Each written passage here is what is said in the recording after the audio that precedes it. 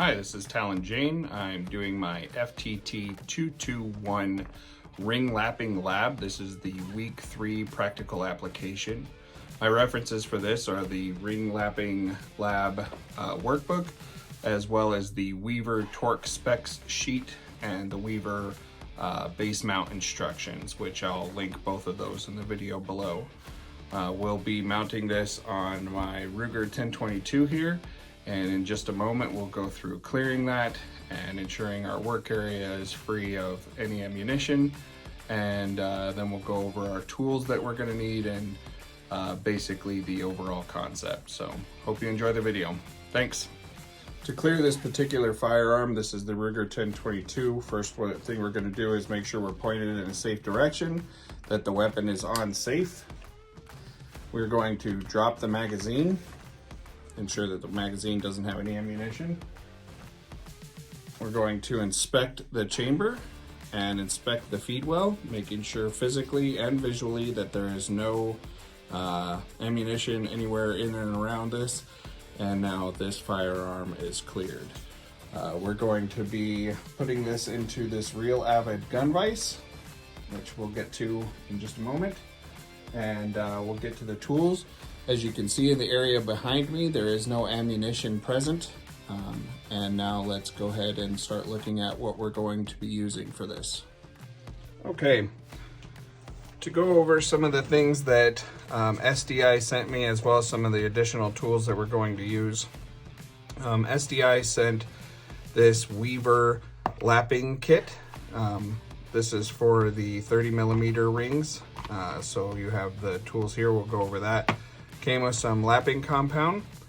They also sent this West Hunter LPVO optic, which is the one that we're going to mount in this video. They sent this Weaver multi-slot base rail that we're going to install on the Ruger 1022. Whoops, these screws. They sent 2 sets of rings, so they have like a medium set of, there's no name brand on these ones, rings, as well as a high mount set of Vortex rings. I'm not sure which one we're going to use yet, but we'll check that out. We may or may not use this lapping compound. Some of the videos I watched from other students in the school, they really struggled with the thickness of this. It's very, very thick paste, and they tended to overlap the rings, which we'll get into. So there is an alternative lapping compound that you can get. This is called valve grinding compound. This was recommended to me by a previous graduate of this program. This is something you can get at your local, auto parts store. It's not that expensive. So it's the same grit. They're both 220 grit, so it's the same grit as the Wheeler option. We have some thread locker here, which we'll be using the blue thread locker, which, this brand Permatex calls it medium strength versus red, which is high strength. Other brands call this one permanent and this one semi-permanent, but we'll be using the blue here. All right. We'll be using a torque screwdriver. This is Real Avid's, I can't remember what they call this. This is the Real Avid torque something or other. Smart torque. Real Avid smart torque. I'm not using any of the bits that came with the Real Avid smart torque. I've already preemptively checked this screw inside of here and made sure that this particular bit is the exact one that we need. And I got this bit from the Real Avid Smart Drive 90 set. So if you haven't guessed yet, I'm a big fan of Real Avid, so we'll be using this. So I mentioned before that one of the sources I used was the Weaver torque specs sheet. According to the torque specs sheet for this particular base mount, you should be using 15 to 18 pounds of torque. Whenever you're using a thread locker, It acts as a lubricant, so you can tend to over tighten when you use this. So what we'll be doing is actually lowering this from 15 to 13, which I've already got it set. So here's 15. We'll be dropping that down to 13. That 2 pounds should make the difference from the lubricant of the thread locker when we're putting this in. It's important to try and find the torque specs when you're mounting something like this. If you're just using Ugga-Duggas, then you won't. I recommend Ugga-Duggas when you're working on your car or you're working in your shop. When you're working on guns, it's important to find the torque specs, which for this particular one was kind of a pain in the butt. It wasn't listed anywhere in the instructions for it, so I had to go to the website that they list right here, this weaveroptics.com /w-instructions. And then from there, there's a link that goes to the torque specs specifically for the sheet. The instructions kind of talk about how to put this on, which, you know, the only thing to note there really is you start in the middle and work your way out. And then for the torque specs, there's actually a big long sheet, which again, I put the link below, and you can scroll down and see basically where it shows that this is the torque specs for it, which again is 15 to 18. You can find that by using this number here, this 58335. All right, so with that, let's go ahead and get to mounting this onto the firearm, and we'll talk about what we need to do in order to do that. Okay, one of the most important investments that you can make as a gunsmith is a good vise. In my opinion, this Real Avid gun master vise is by far the best gun vise on the market, specifically for gunsmithing. And you'll see why in just one moment here. So the first thing we're going to do is we're going to lock it in these jaws. Again, this vise has the option between steel jaws, padded jaws, and soft jaws.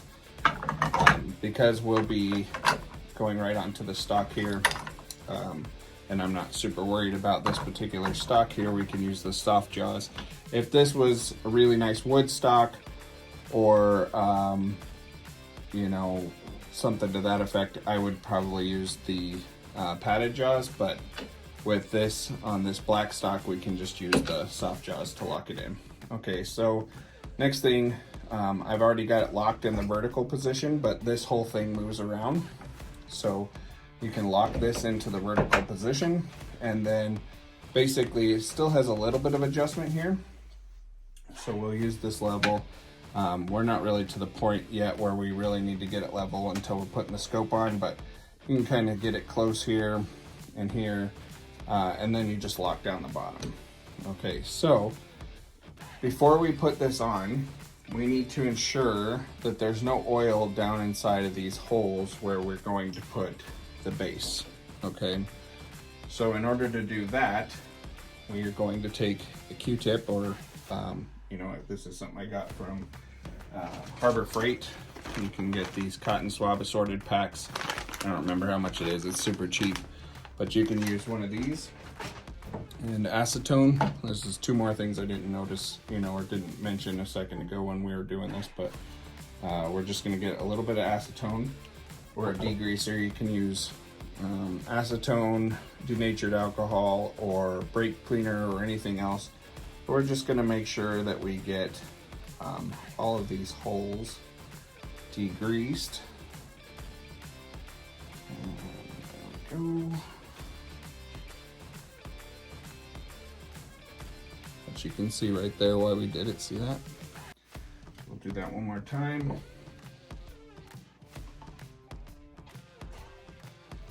And we'll go through these. Okay, now that is nice and clean. Okay, same thing goes for the screws, which I'm going to go ahead and put these in a cap full of the acetone, and that will make sure that these are degreased before we go ahead and put on the thread locker. All right, here we are a little bit closer. I got this cap full of the acetone. This is just a little 3D printed holder thing that I use for this kind of stuff. So what I found interesting though was it kind of took off some of the black coating. So they must use like a paint on these ones. They're still black, the screws are still black, but the acetone did kind of turn dark when I tried to degrease them. So I'm gonna go ahead and pull these out and let them dry.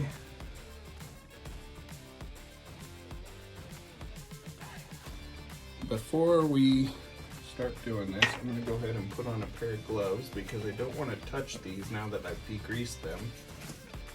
And get my little oily fingers all over them.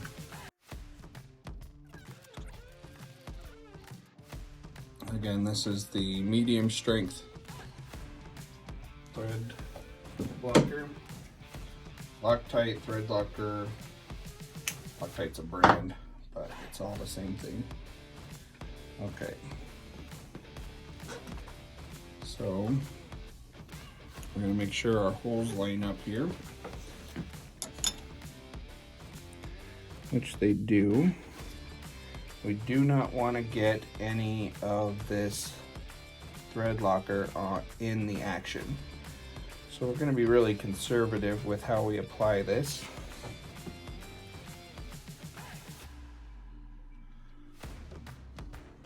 So I have it here. What I'm going to do is just put a little of that on the outside of these screws and set them in the hole here.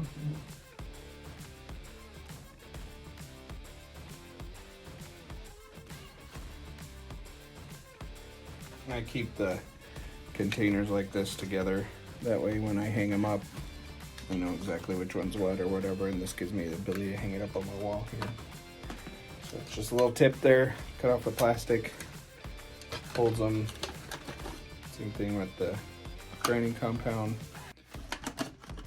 You can just go like that and then put it on there. All right, so just gonna make sure we got this kind of lined up here. And we're just going to just barely get these started into these holes.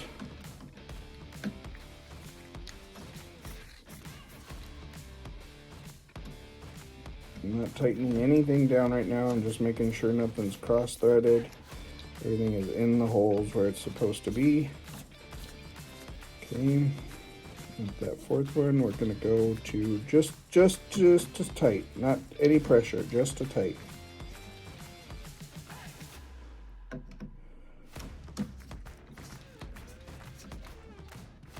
Okay. Now we're going to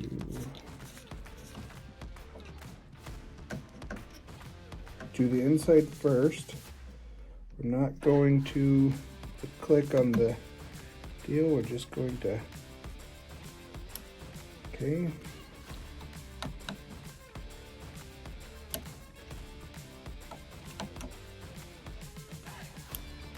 £12 of pressure is not very much. I mean, it is, or 13 pounds rather, is not very much. That's all it takes to put that on there.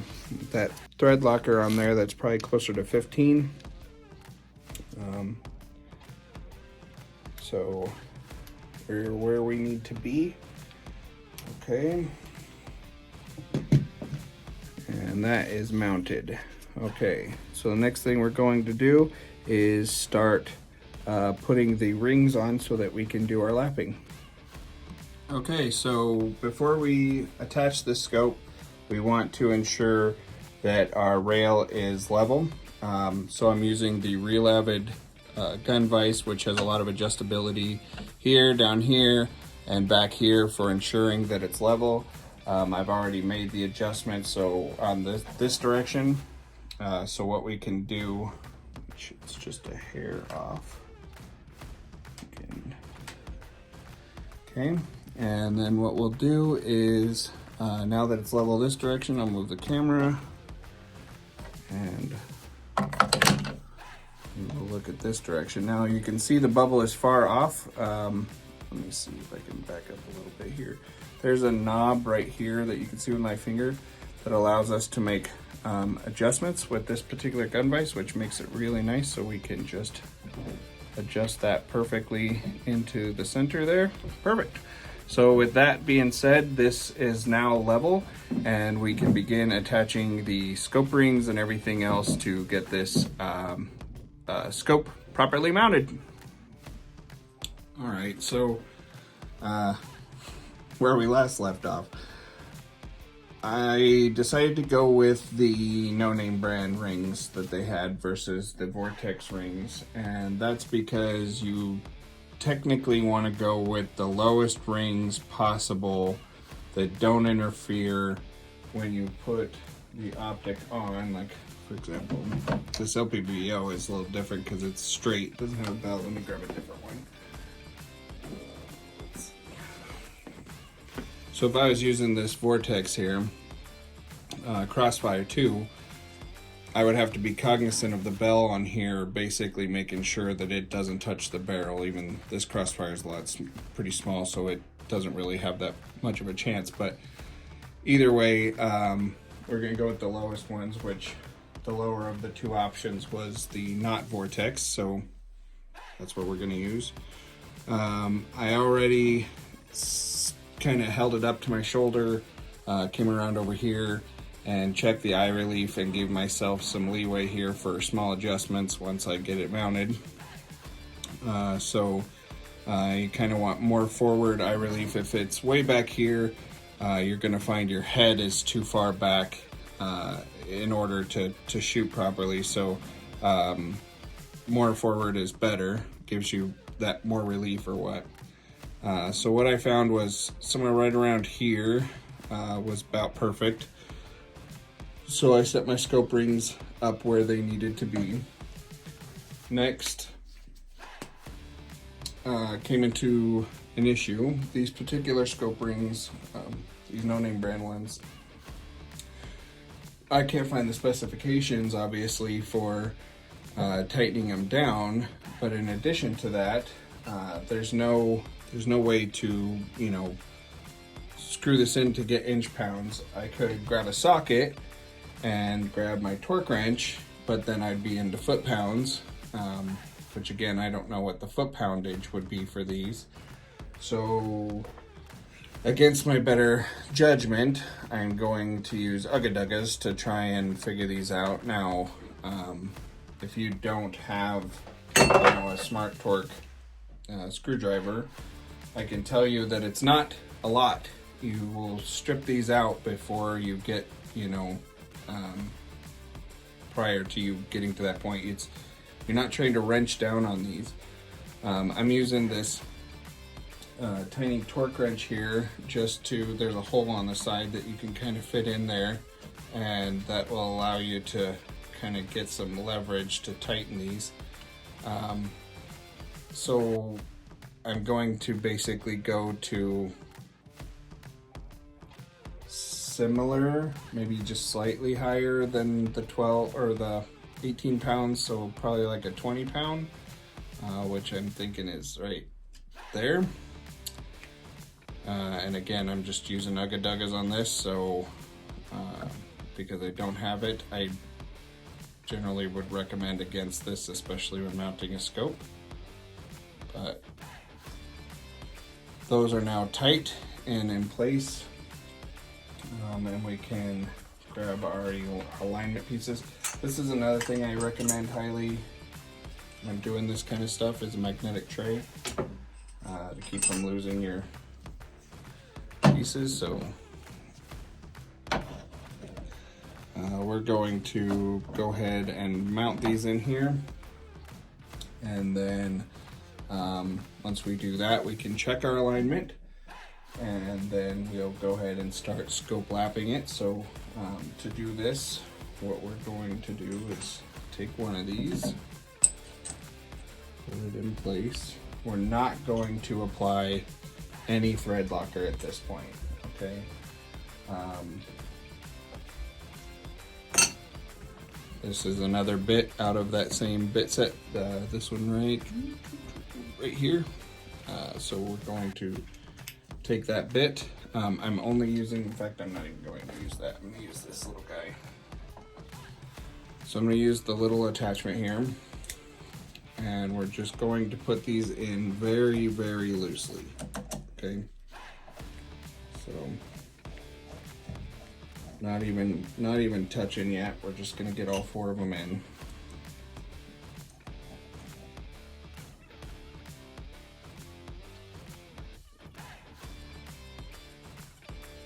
You want to make sure the space on both sides is even.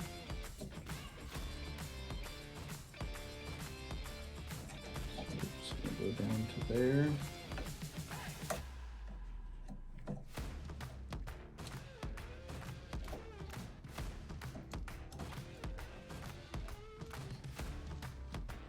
Okay, well, that's tight, so we're just going to back these off just a 1/4 of a turn, just so that I can slide that back a little. Okay, next we're going to take the other side, which is sit down there somewhere. Okay, do the same thing. Now, the nice thing about these weaver mounts, they're interchangeable front to back, so it doesn't matter which one's on the front and which one's on the back, which these can also be reversed left and right. So, and by that what I mean is, because all of the action parts of this particular firearm are on the right side of the firearm, I went ahead and put these on the left side so that it didn't interfere with the action at all. So just again, tighten these 4 down, being careful not to cross thread.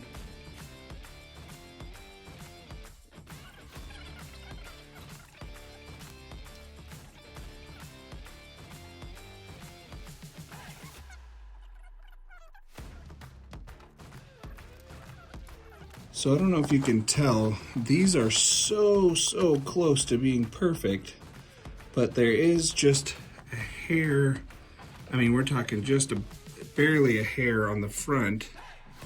Actually, before I make that call here, let's tighten these back up. I forgot that I'd loosened them a 1/4 turn.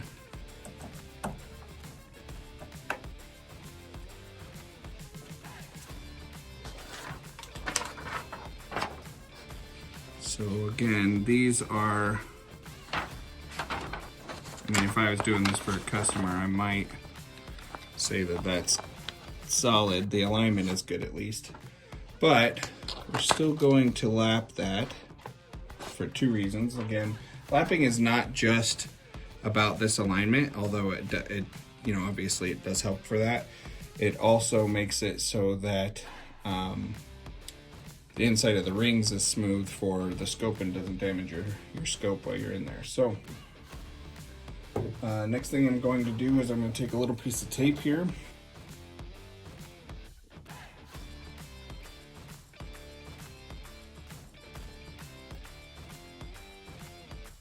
Okay, and I'm just going to put a little piece of tape on the top of each side here.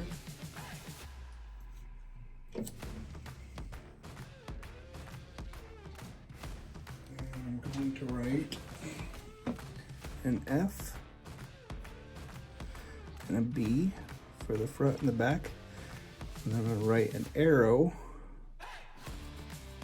just so that I can tell the direction and which ring goes where, so which of the covers of each ring go where, and you can see there how it has the F and the B and the arrows. Okay, so now let's loosen these up.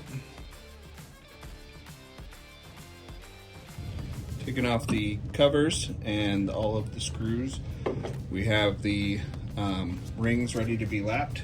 We have the lapping tool, okay, and we're going to use the lapping compound again. It was recommended to me not to use this because of its thickness, so we're going to use this valve lapping compound.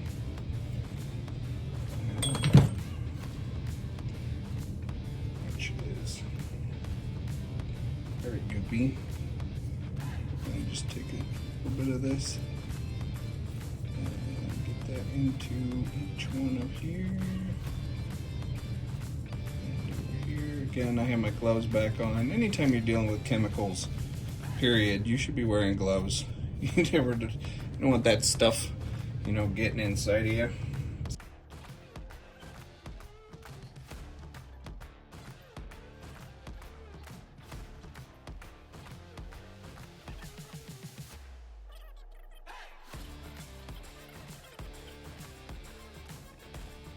Again, really important to make sure that we put those back in the right place.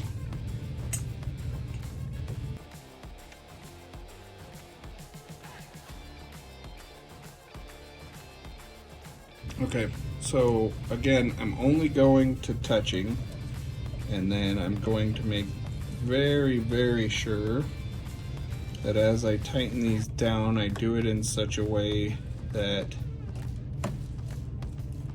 the spaces on both sides are even. Now I'm only going to snug, not tight, just snug. Basically bottom left, top right, bottom right, top left. And then back them off a little, adjust, and then snug them all up till they're even. Just going to just barely snug on all of them evenly. Now what I'm going to do is take my handle here.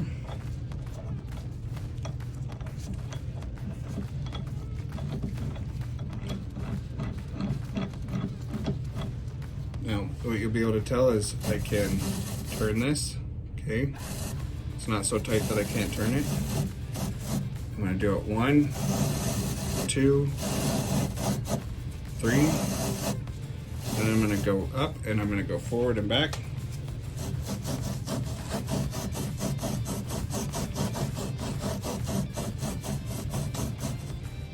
One more time like that. And I feel like that's enough to start with. I don't want to get crazy here, okay? And I probably didn't do much. In fact, let's go ahead and tighten it down just a little bit more.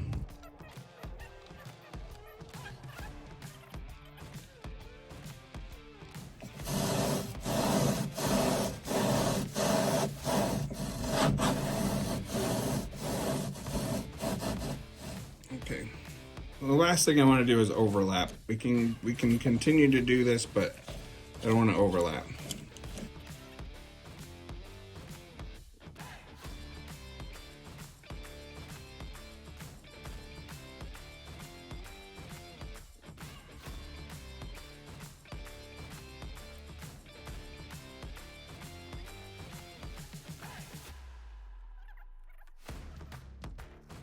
There are only a few lines that are actually lapped. So there's 2 lines on this side, a line on this side, front part here, and then on the tops, just right there in the middle is done, almost the opposite of the bottom.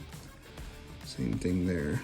So that's not 75%. So again, we want 75% of this to show that lapping has happened, okay?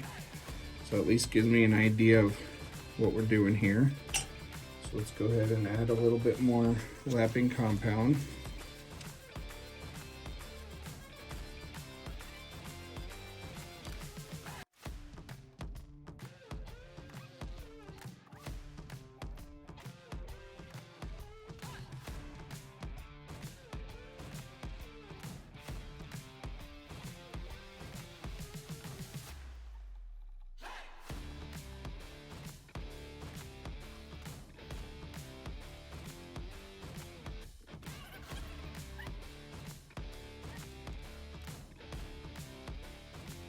All right, everything's even and tight.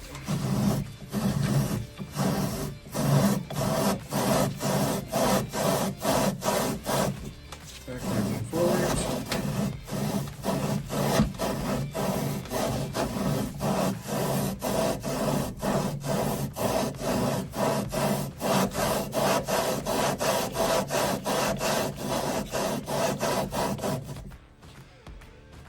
Just a tiny hair of a tighten here.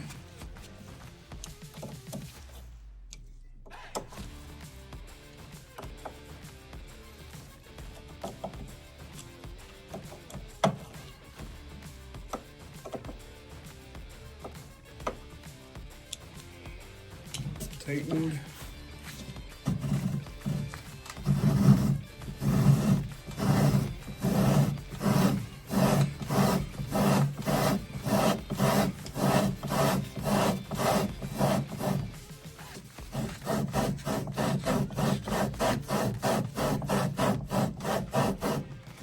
Okay, I feel like that's enough to check again, so let's go ahead and back it all out again.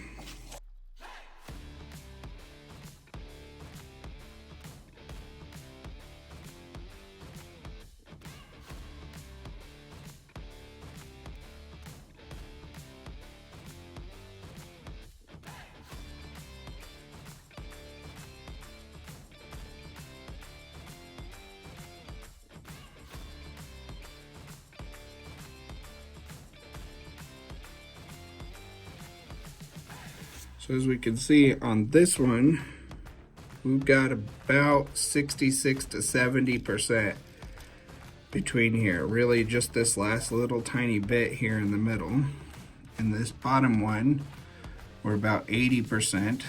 And again, I'm just spitballing here, but this interior side here has just a little bit there. This one, probably about 90% is lapped in that one. And this one, probably about 85 to 90, that just has this small little line right here in the middle. Both sides are fully lapped, maybe just a little black right there. Overall, I think we're within a few percent of being complete. The goal is not necessarily to get rid of all of this black, it's to get 75% contact to the firearm. So I'm leery of going too much, being that this one's already at 90 and this one's already at, say, 85. That's the back, which means to get the front to 75, our back is probably gonna get closer to 95, almost 100% lapped in order to get our front. So we're gonna do this one more time. Add the compound again one more time, and we're going to be real careful.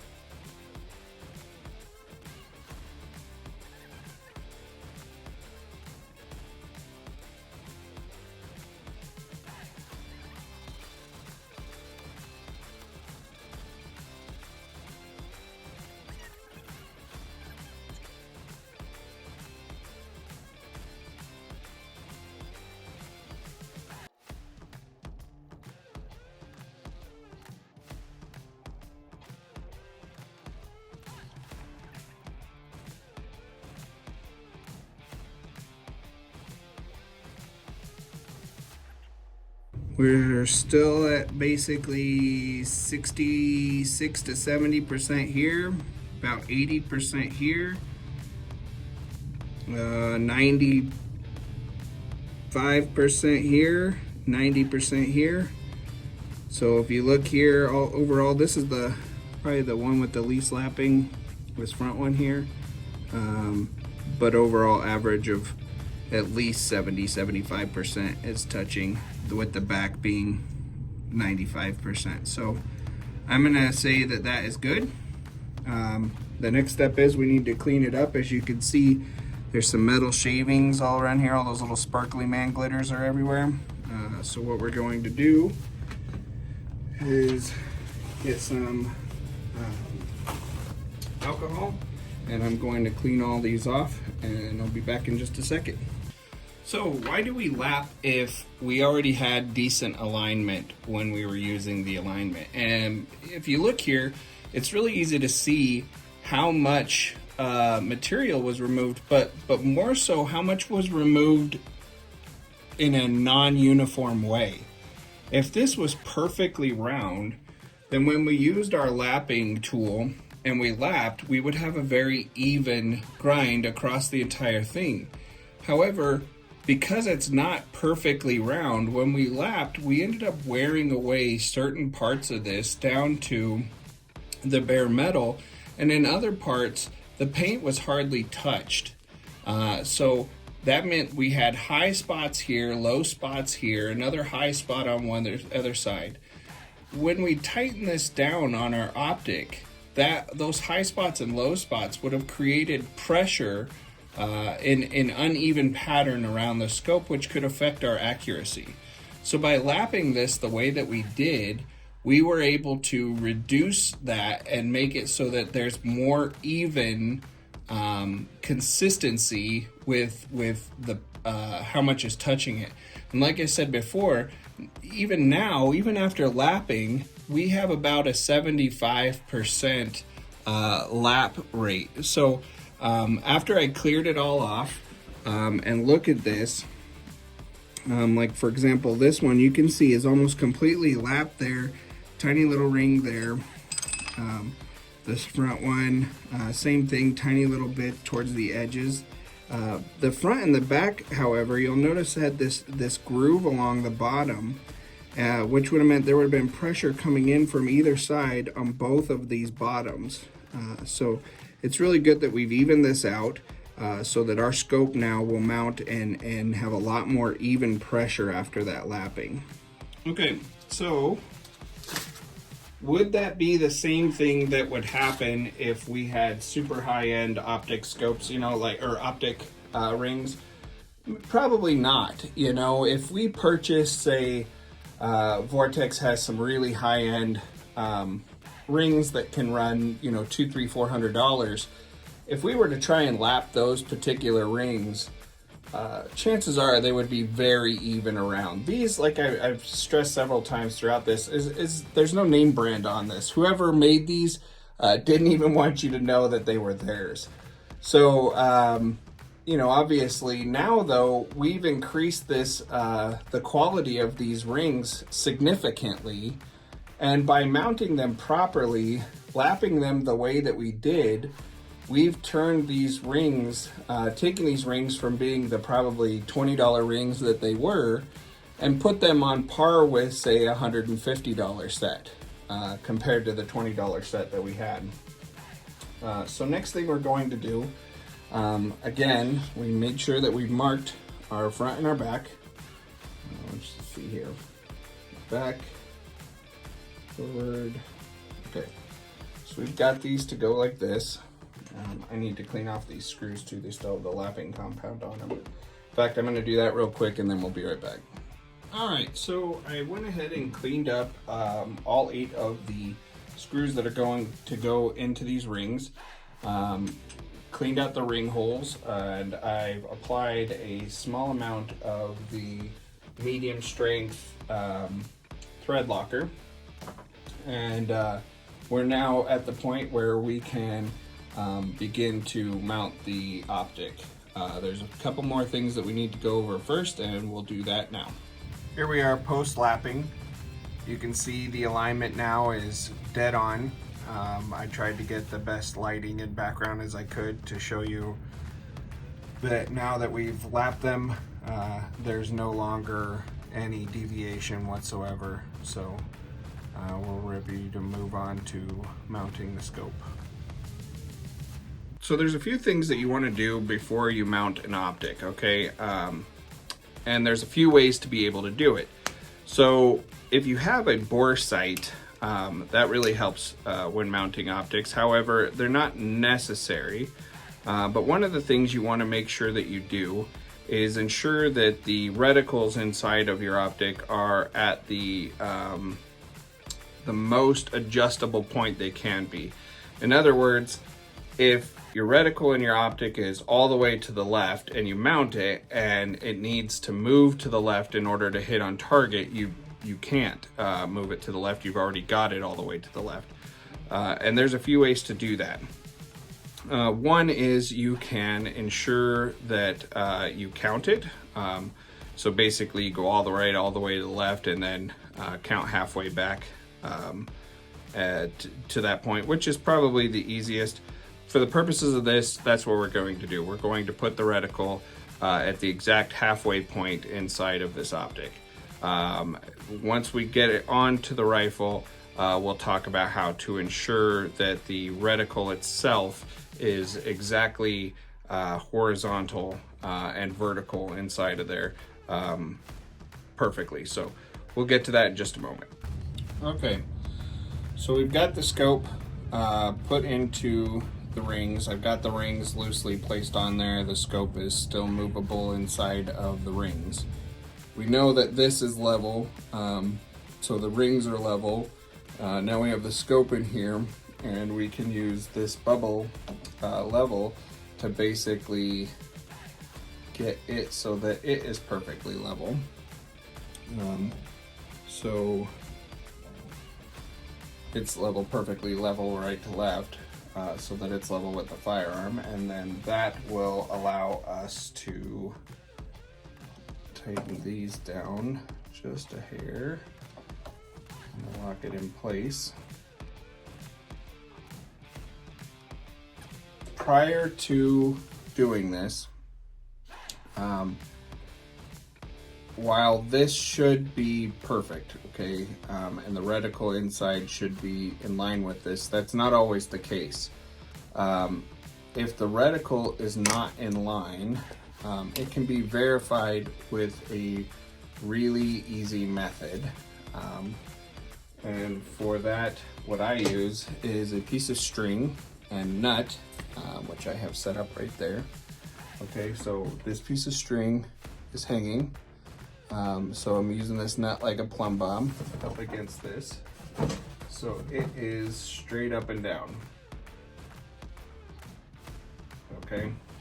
Now what I'm able to do is, using the rifle that is currently leveled, the scope is leveled and everything else, this should be, when I look through this, and I doubt I'll be able to focus the camera at that. If I can, I will show you.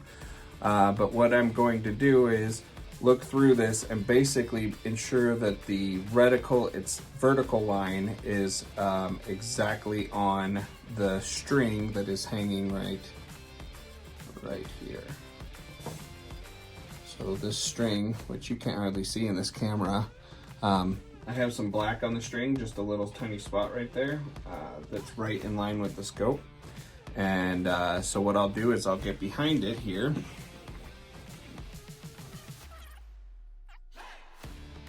And it is dead on. I mean, I doubt I'll be able to show you. I'm gonna try and move the camera behind this and see if you can tell. All right, I'm not sure if that's showing up on camera or not.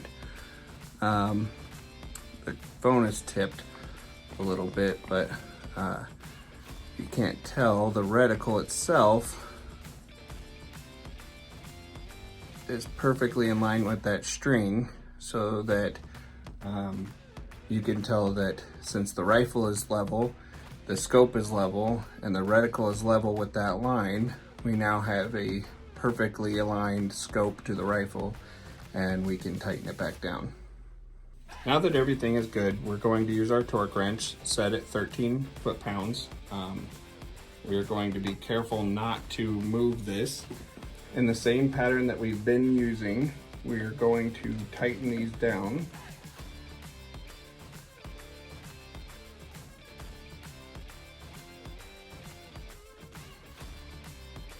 Prior to attending SDI and going through this course and using the proper tools in the proper way, I have probably mounted dozens of scopes in my life. And I will tell you with 100% certainty that I have over-torqued every single one of them. All right, so we have it completely mounted on the Ruger 1022. That was the rail system that was sent from the school, was for a 1022. So worked out that I had one. It had a Vortex Crossfire on it before, and now it has this West Hunter, which actually I like a little bit better for The purposes of this takedown, because it is a shorter scope, which we can move this forward a little bit. Because this is a takedown and the front comes off, this new scope doesn't extend so far past, so it doesn't extend the length of it in its takedown state. So that's pretty handy. What did we learn? That you know, scope ring lapping is necessary. You know, I wasn't sure that it was when I started. Like I said, I've mounted dozens of optics in my life and never done scope ring lapping. I think it's commonplace where we purchase expensive optics and then kind of purchase the, I won't say the cheapest rings, but like maybe not the most expensive rings. And so when you do that, I think it's important that you do the ring lapping. I would say, I read or heard somewhere recently, I don't remember who said it, but that when you buy the purchase, you buy like the precision matched scope rings, that just means that they've been lapped. So with that being said, if you purchase decent scope rings and then lap them, you're basically taking them up to that next level up. Thank you very much, and that's my submission for my practical application.